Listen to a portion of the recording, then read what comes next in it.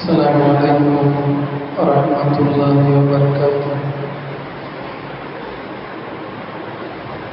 الحمد لله رب العالمين، والعاقبة للمتقين،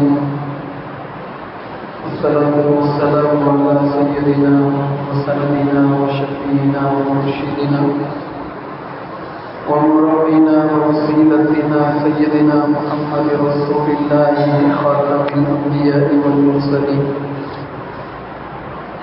وعلى آله وصحبه أجمعين. قال الله تبارك وتعالى في القرآن الكريم: أعوذ بالله من الشيطان الرجيم، بسم الله الرحمن الرحيم. شهد الله أنه لا إله إلا هو والملائكة وأولو العلم. صدق الله العلي العظيم. وقال نبينا صلى الله عليه وسلم: من يرد الله به خيرا يفقهه في الدين. صدق نبينا سيد البشر. அளவற்ற அருளாளனும் நிகரற்ற அன்புடையவனுமாகிய எல்லாம் வல்ல அல்லாஹ்வின் திருநாமத்தினை கொண்டு துவங்குகிறேன். ஸலாத்தும் ஸலாமும் அகில தூதர் அருமை நாதர் சய்யிதுனா முஹம்மது ரசூலுல்லாஹி ஸல்லல்லாஹு அலைஹி வஸல்லம் அன்னவர்கள் மீதும், நபி அவர்களின் பரிசுத்தமான குடும்பத்தார்கள், சத்திய சஹாபா பெருமக்கள், கர்பலா ஷுஹதாக்கள், தாபீன்கள், தபவுத் தாபீன்கள், அக்தாபுகள், அகியாசுகள், நுஜமாக்கள், தபாக்கள், வலிமார்கள், முஸ்லிம்கள், முஃமின்கள் நம் அனைவர்கள் மீதும் நின்று நிலவட்டுமாக. அருமையான இஸ்லாமிய பெருமக்களே, அருமையான ஒரு சூழலில்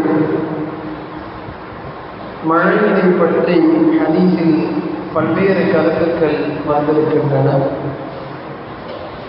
இமாம்கள் துவாக்கள் ஒப்புக்கொள்ளப்படும் வேலை என்று தொடர்ச்சியாக சொல்லக்கூடிய கருத்தில் மழை பெய்கின்ற போது துவாக்கள் ஒப்புக்கொள்ளப்படும் என்றும் இந்த விடயத்தை சொல்லுகிறார்கள். ஜும்மாவுடைய வேளையில் மழை பெய்கின்ற நேரத்தில் அல்லாஹ்வுடைய அருள் இறங்கிக் கொண்டிருக்கிற பள்ளி வாசலில் நாம் அமர்ந்து கொண்டிருக்கிறோம். முக்கியமான சில விடயங்களை கேட்பதற்கும் அதன் அடிப்படையில் வாழ்க்கையினை அமைத்துக் கொள்வதற்குமான ஒரு நல்வாய்ப்பை அல்லாஹ் நம் அனைவர்களுக்கும் தந்தருவானாக.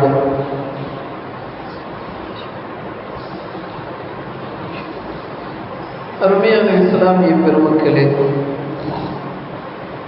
குர்ஆனில் ஜக்கரியா அலைஹிஸ்ஸலாம் குழந்தைக்காக வேண்டி துவா செய்த ஒரு துவாவை ரப்புல் ஆலமீன் திருக்குர்ஆனிலே பதிவாக்குகிறார். ஹுனாலிக தஆ ஜக்கரியா ரப்பஹ்.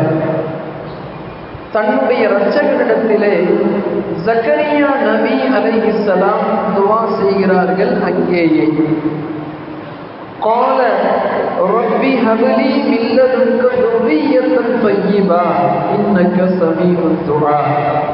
இறைவா, உன் புறத்தில் இருந்து நல்ல சாலிஹான சிறந்த ஒரு சந்ததியினை எனக்கு நீ அளிப்பாயாக என்று சய்யிதுனா ஜக்கரியா அலைஹிஸ்ஸலாம் அல்லாஹ்விடத்தில் துவா செய்கிறார். இதுதான் இந்த துவாவுடைய கருத்து. இப்போ பயானுடைய துவக்கத்திலேயே சில கருத்துக்களை சாராம்சமாக நாம் கூறவிருக்கிறோம். இறைவனிடத்திலே சந்ததியினை கேட்க வேண்டும் என்பது அல்லாஹ் நமக்கு கொடுத்திருக்கிற ஒரு பாடம். அதே நேரத்தில் அந்த சந்ததிகளை நல்ல சந்ததிகளாக அல்லாஹ்விடத்தில் கேட்க வேண்டும் என்பது இரண்டாவது விஷயம். முதலாவது, அல்லாஹ்விடத்தில் சந்ததிகளை கேட்க வேண்டும். இரண்டாவது, அந்த சந்ததிகள் நல்ல சந்ததிகளாக மாற வேண்டும். இந்த இரண்டிற்காகவும் ரப்புல் ஆலமீனிடத்துல துஆ செய்யணும். சாதாரணமா ஒரு திருமணம் ஆச்சு, அந்த திருமணத்தின் மூலமாக கணவனும் மனைவியும் உடல் ரீதியாக சில விடயங்களை புரிந்து அதற்கு பிறகு குழந்தை பிறந்தது, நானும் ஒரு ஆம்பளை, நான் குழந்தையினை பெற்றுக்கொண்டேன் என்று மார்பு கட்டி கொள்வதற்காக வேண்டி குழந்தை பெறக்கூடிய இந்த கலாச்சாரத்தை, இந்த பழக்கத்தினை நீங்கள் பாருங்கள் என்று இஸ்லாம் ஒரு காலமும் சொல்லவில்லை. உங்களுடைய பெயர் சொல்லுவதற்கு, மார்க்கத்துடைய பல்வேறு கடமைகளை நிறைவேற்றுவதற்கு, கியாமத்து நாள் வரை இஸ்லாமிய சந்ததிகளை உலகத்தில் பெருக்குவதற்கு, மார்க்கத்துடைய பல்வேறு சேவைகளை ஆற்றுவதற்கு உங்களுக்கு ஹலீஃபாவாக, உங்களுக்கு பிரதிநிதியாக, உங்களுடைய பிம்பமாக ஒரு உருவத்தினை உலகத்தில் அல்லாஹ் அனுப்புகிறான். இதுதான் மார்க்கம் சொல்லக்கூடிய விளக்கம். ஒரு குழந்தையினை அல்லாஹ், அது ஆண் குழந்தையோ பெண் குழந்தையோ எந்த குழந்தையினை கொடுத்தாலும் அந்த குழந்தை உங்களுடைய பெயரினை உலகத்தில் சொல்ல வேண்டும், முதன்மையான விஷயம். இரண்டாவது, தான் கொண்டிருக்கிற இந்த இஸ்லாமிய மார்க்கத்துடைய சேவைகளுக்காக வேண்டி அந்த குழந்தை உலகத்தில் மாற வேண்டும், இரண்டாவது. மூன்றாவது, அந்த குழந்தை பொது நலனுக்காக வேண்டி சிறந்த அற்புதமான ஒரு குழந்தையாக அந்த குழந்தை இருக்க வேண்டும். மூன்று விடயம். இந்த மூன்று விடயத்திற்காகவும் அந்த குழந்தை பக்குவப்படுத்தப்பட்டு நெறிமுறை செய்யப்பட்டு சமூகத்திற்கு மத்தியில் அன்பளிப்பாக அளிக்கப்பட வேண்டும் என்பது இஸ்லாமிய மார்க்கம் கொடுத்திருக்கிற ஒரு நெறிமுறை. சரி, ஒரு அழகான ஒரு குழந்தையை, ஒரு சிறந்த குழந்தையினை அல்லாஹ் நமக்கு அளித்திருக்கிறார். நபிகள் நாயகம் ஸல்லல்லாஹு அலைஹி வஸல்லம் ஒரு நீண்ட நெடிய ஹதீஸை சொன்னாங்க. அதனுடைய சுருக்கத்தை மாத்திரம் நான் கூறுகிறேன். குல்லு மௌலூதின் யூலது அலல் இஸ்லாம் அவ் கமா கால அலைஹிஸ்ஸலாம். உலகத்தில் பிறக்கக்கூடிய அனைத்து குழந்தைகளும், அது எந்த குழந்தையா இருக்கட்டும், முஸ்லிம்களுடைய குழந்தையோ அல்லது மாற்றார்களுடைய குழந்தையோ, எந்த குழந்தைகளும் இயற்கை நெறியின் அடிப்படையில் இயற்கையிலேயே நல்ல குழந்தைகளாகத்தான் பிறக்கிறது என்பது இந்த ஹதீஸுடைய தெளிவான கருத்து. உலகத்தில் எந்த குழந்தையாக இருந்தாலும் நல்ல குழந்தையாகத்தான் பிறக்கும். அந்த குழந்தையினை தீமையாகவும் நன்மையாகவும் மாற்றுவது என்பது பெற்றோருடைய கையில் இருக்கு. ஒரு குழந்தைய நல்ல விதமா மாற்றணும், ஒரு குழந்தைய தீய விதமா மாற்றணும்னா பேரண்ட்ஸுடைய ஆக்டிவிட்டி, பேரண்ட்ஸுடைய ஹேபிட் எப்படி இருக்கோ அதை பார்த்து தான் அந்த குழந்தை மாறுவாங்க. நம்மால் என்ன செய்வான், வீட்டுக்குள்ள உட்கார்ந்துக்கிட்டே அத்தான் இல்லைன்னு சொல்லேன்னு சொல்லுவாங்க. அப்ப குழந்தை பார்க்கணும், இப்படிதான் பொய் பேசணும் போல, இப்படிதான் நம்ம என்ன செய்யணும், பொய்யினை கற்றுக்கொள்ள வேண்டும் என்று நினைத்து கொள்ளும். கணவனுக்கு மனைவிக்கு மத்தியில சண்டை. இன்று பெரும்பாலான மனோதத்துவ நிபுணர்கள் சொல்லுவது என்னவென்றால், ஒரு குழந்தையுடைய எதிர்காலம் பாதிக்கப்படுவதில் மிக முக்கியமான காரணம் என்னன்னா, குழந்தைக்கு முன்னால் கணவனும் மனைவியும் போடக்கூடிய சண்டை தான் காரணம்.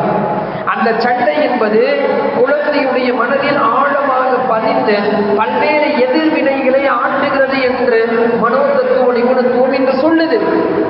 கெட்ட வார்த்தை வைகிறது, இதுவெல்லாம் என்ன செய்யுது அப்படின்னா, இப்படிதான் கெட்ட வார்த்தை வையணும், நமக்கு ஏதாவது ஒண்ணுன்னா இப்படிதான் கோபப்பட்டு வாங்கணும், நம்ம ஏதாவது ஒண்ணுன்னா இப்படிதான் நம்ம சல்லித்தனமாக நடந்து கொள்ள வேண்டும் என்ற இந்த தவறான மனோபக்குவத்தை எல்லாம் குழந்தையின் உள்ளத்தில் கொடுப்பது என்பது பெற்றவர்கள் தான், வேறு வழி இல்லை. அதனாலதான் பெரும்பாலான உலகத்தின் எல்லா மதங்களும் பெற்றவர்களை முதல் பள்ளிக்கூடம் சொல்லுச்சு. ஒரு ஹதீஸ் நாம் எல்லாம் கேள்விப்பட்ட ஹதீஸ், அல் ஜன்னத்து தஹ்த அக்தாமில் உம்மஹாத், சொர்க்கம் என்பது தாயுடைய காலடியில இருக்கு அப்படிங்கிற அந்த ஹதீஸை நாம் எல்லாம் கேள்விப்பட்டிருக்கோம். உடனே அம்மா நீ காலத்துக்கு சொர்க்கம் இருக்கான்னு நான் பார்க்கிறேன்னு சொல்லி காலத்துக்கு போகணும் அப்படிங்கிறது அர்த்தம் இல்லை. அந்த ஹதீஸுடைய கருத்து என்னவென்றால், ஒரு குழந்தை சுவனவாதியாக மாறுவதற்கும் நரகவாதியாக மாறுவதற்கும் உண்டான மகத்தான பொறுப்பு அந்த குழந்தையினை வளர்க்கக்கூடிய தாய்க்கு தான் ஃபர்ஸ்ட். ஒரு தாய் நினைத்தால் அந்த குழந்தையினை எப்படிப்பட்ட குழந்தையாகவும் மாற்றும், நல்ல விதத்தில் மாற்றுவதும் தீய விதத்தில் மாற்றுவதும் அந்த தாயுடைய பொறுப்புல கையில இருக்கு. இந்த தேசத்துடைய தேசப்பிதா மகாத்மா காந்தி ஆப்பிரிக்காவில் ஒரு பெரிய மீட்டிங்கு போயிருக்காரு. அவருடைய அறிவை பார்த்து வியந்து போன ஆப்பிரிக்கத்துடைய அந்த மீட்டிங்கில் இருந்த உலகத்துடைய சீர்திருத்தவாதிகளும் கல்வியாளர்களும் மகாத்மா காந்தி இடத்துல சொல்றாங்க, உங்களுடைய இவ்வளவு பெரிய நுணுக்கத்திற்கும் திறமையிற்கும் காரணம் என்னன்னு கேட்கிறாரு. நீங்க இவ்வளவு நுணுக்கமா இருக்கீங்க, இவ்வளவு அளவுக்கு அறிவில் சிறந்தவர்களா இருக்கீங்க, இதற்கு காரணம் என்ன? அப்ப மகாத்மா காந்திஜி சொன்னாரு, ஆயிரக்கணக்கான புத்தகங்களை நான் படித்து அதிலிருந்து அறிவுகளை நான் பெற்றிருக்கிறேன். பல்வேறு யூனிவர்சிட்டியில நான் படித்த பட்டத்தினை பெற்றிருக்கிறேன். எனக்கு எங்கேயுமே கிடைக்காத அனுபவ ரீதியான கல்விகளை என்னுடைய தாயின் மூலமாக நான் பெற்றுக்கொண்டேன். ஒரு ஊசியை கூட எந்த இடத்தில் எடுத்தால் எப்படி வைக்க வேண்டும் என்று எங்களை பண்படுத்தி பதப்படுத்தி பக்குவப்படுத்தி என் தாயிடம் இருந்து பெற்றுக்கொண்ட அறிவுதான் ஒரு நாட்டை சமாளிக்கிற அளவுக்கு நுணுக்கத்தினை எனக்கு கற்றுக் கொடுத்தது என்று மகாத்மா காந்திஜி சொன்னது உலகத்துடைய வரலாறு. இதை ஏன் இந்த இடத்தில் நான் பதிவாக்குகிறேன் என்றால், இஸ்லாமிய சமூகத்தில் ஒரு நேரம் இருந்துச்சு, காலையில் 7 மணி ஆச்சுன்னா பள்ளிவாசலுக்கு அனுப்பணும், மதரசாவுக்கு அனுப்பணும், குழந்தைகளை நல்ல ஒழுக்கத்தை கற்றுக் கொடுக்கணும். இரவு நேரம் ஆச்சுன்னா அல்லது அசருக்கு பிறகு பள்ளிவாசலுக்கு அனுப்பணும், குழந்தைக்கு மதரசாவுக்கு அனுப்பணும். வீட்டுக்கு வந்தால் நீ மதரசாலை என்ன கற்றுக்கிட்டேன்னு கேட்டு களிமா சொல்லுப்பா, ஆயத்தூர் குர்சி தெரியுமா, உனக்கு குர்ஆன் தெரியுமா, அப்படி தெரியுமா, இப்படி தெரியுமா என்று நோண்டி நொங்கெடுத்து பெற்றோர்கள் கேட்டபோது இந்த குழந்தைகள் தீமையின் பக்கமாகவும் ஆபாசத்தின் பக்கமாகவும் போதையின் பக்கமாகவும் இந்த குழந்தைகள் செல்லவில்லை. குழந்தைகள் இளைஞர்களாக மாறுகிற போது இந்த சமுதாயம் சரியாக இருந்து இன்று கிட்டத்தட்ட புரட்டுகிற செய்தித்தாள்கள் முழுக்க முழுக்க ஆபாசமாக விடயமாக இருந்தாலும் அல்லது போதையாக இருந்தாலும் அனைத்திலையும் இஸ்லாமிய பெயர்கள் அதிலே முஹம்மது அஹமது என்று வருவதற்கான மிக முக்கியமான காரணம் என்னன்னா, பெற்றோர்கள் குழந்தைகளுக்கு மார்க்க அறிவினை கற்றுக் கொடுக்காத காரணம். எங்க ஹஜ்ரத் அடிக்கடி சொல்லுவாங்க, என்ன சொல்லுவாங்கன்னா, எப்பா நீங்க பள்ளி வாசலுடைய இமாமா இருந்து ஒரு தவறான இதை செய்யல அப்படின்னா இது ஒண்ணு பெரிய அளவுக்கு பெருமையா நீங்க பேசிக்காதீங்க. ஒருவர் மதுக்கடைக்கு பக்கத்துல கடையுடைய கடை இருக்கு, ஒரு நிர்பந்த சூழ்நிலை அப்படி அவருடைய கடை இருக்கு. அப்படி இருக்கிற ஒருவர் மதுவின் மீது வெறுப்புற்று அதன் மீது ஒரு விதமான ஒரு வெறுப்பினை ஏற்படுத்தி வாழ்க்கையில் மதுவை தொடக்கூடாது என்ற ரீதியில ஒரு கட்டுக்கோப்பாக வாழுகிறார் தெரியுமா? அதுதான் தக்குவா. தவிர தவறு செய்யாத சூழல்ல பள்ளிவாசல்ல நீங்க அமர்ந்து கொண்டு இருப்பது என்பது தக்குவா பெரிய தக்குவான்னு சொல்லாதேன்னு சொல்லுவாங்க. சொல்லிட்டு அதுதான் சொல்லுவாங்க, பள்ளிவாசலில் அமர்ந்து கொண்டு உங்களை சுற்றி இருக்கக்கூடிய நன்மைகளை அமைத்துக் கொள்ளக்கூடிய நீங்கள் இந்த சமுதாயத்தில் தவறின் பக்கமாகவும் பாவங்களின் பக்கமாகவும் அலைந்து கொண்டிருக்கக்கூடிய மக்களை இழுத்து பிடித்து இது தவறு, இது பாவம், இதை செய்யாதே என்று அவர்களை மாற்ற வேண்டிய மகத்தான பொறுப்பு மதர்சாவில் ஆலிம்களாகவும் ஹாஃபிதுகளாகவும் உருவாகக்கூடிய உங்களின் கையிலே அல்லாஹ் கொடுத்திருக்கிறான். அந்த அமானிதத்தினை நீங்கள் சரியாக நிறைவேற்றுங்கள் என்று இங்க சொல்லுவாங்க. என்ன கருத்துனா, சமுதாயத்தில் நிலவி கொண்டிருக்கக்கூடிய தீமைகளை பாவங்களை அந்த காலத்திலிருந்து இந்த காலம் வரை கலைந்து ஒழிப்பதிலே மார்க்கத்தை கற்றுக் கொடுக்கக்கூடிய கல்வி நிலையங்கள் தான் ஃபர்ஸ்டா இருந்துச்சு.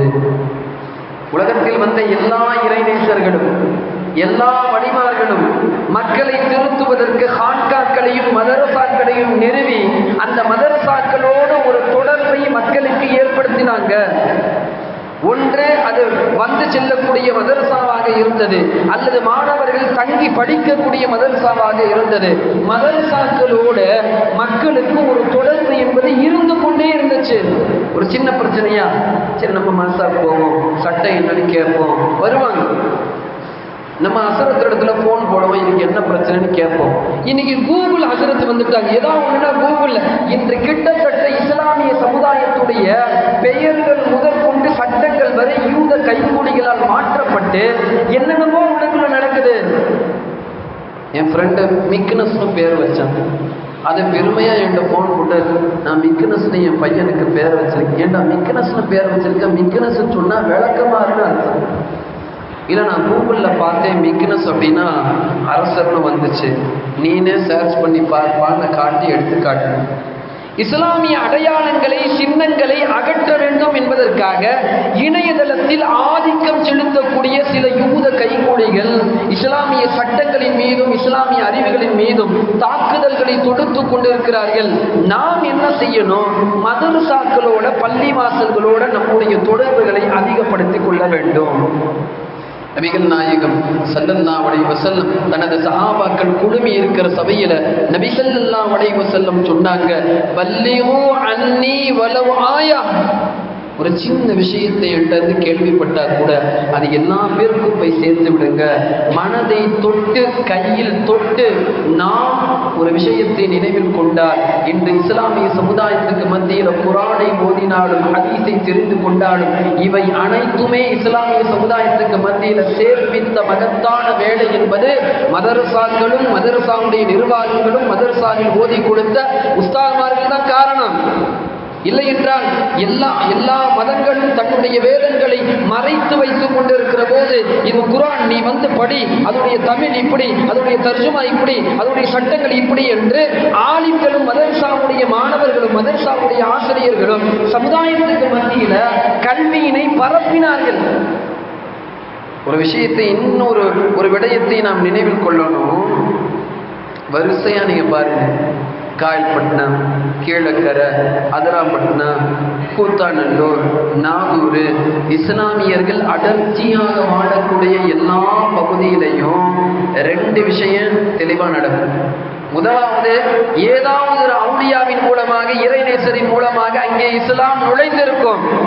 அந்த இஸ்லாத்தை பாதுகாக்கிற மகத்தான பொறுப்பை அந்த ஊர்ல ஒரு மதரசாவை ஆரம்பித்து அந்த மதரசாவோட ஊர்ல இருக்கிற அத்தனை பேரையும் ஜாயின் பண்ணிடுவாங்க. போய் பாருங்க, அற்புதமான ஒரு கட்டமைப்பை உருவாக்கி வச்சிருக்காங்க. லால்பேட்டையா இருக்கட்டும், கூத்தாநல்லூரா இருக்கட்டும், அல்லது கடையநல்லூரா இருக்கட்டும், எல்லா இடத்திலேயும் ஒரு மதரசா இருக்கு. என் வீட்டில் ஒரு கரிசானாவை நான் அதிகமாக வச்சுட்டேன். மதரசாவுடைய பையனுக்கு போய் கொடுத்துட்டு வாங்க.